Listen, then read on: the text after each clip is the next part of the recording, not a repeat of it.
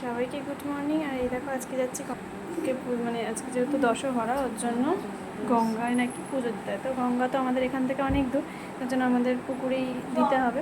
তো এই দেখো মাও রেডি হয়ে গেছে। আর এই যে চলো তোমাদের সাথে পুজোটাও আমি শেয়ার করবো। একজনকে স্নান করছে গঙ্গায়, যেহেতু মা পুজো দিতে যাবে ওর জন্য স্নান করছে, আবার জলও ছিটাচ্ছে। এখন তাড়াতাড়ি করে স্নান করে নেবে যেহেতু পুজো হয়ে যাবে বলে। এখন দেখো মা এই যে ঝিলপাড়ে মানে ইসে করছে, সব কিছু বুঝোচ্ছে যেহেতু পুজো দেবে বলে।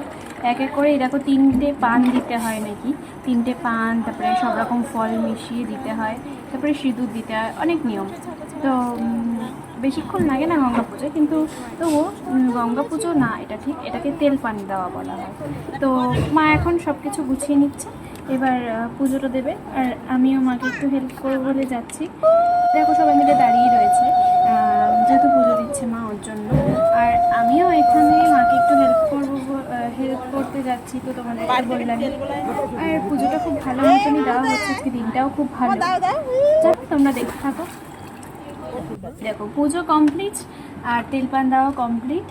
এখানে মা এখন সবাইকে প্রসাদ দিচ্ছে, দেখো আমরাও দাঁড়িয়ে রয়েছি, সবাইকে সিঁদুর পরাচ্ছে। হেবি সুন্দর জিনিস এটা একটা, আমার তো খুব ভালো লাগে। আর এই দেখো এখানে মানে আমার বঞ্জি হয়, তো ওকে দেখো কত ছোট্ট ছোট্ট বাচ্চাও আছে এখানে। আর আমিও সিঁদুরটি পরে নিয়েছি, আর মা এখানে সবাইকে প্রসাদ দিচ্ছে প্লাস সিঁদুরের টিপও করাচ্ছে। শেয়ার করলামই। তো চলো আজকের মতো এইটুকু, টাটা।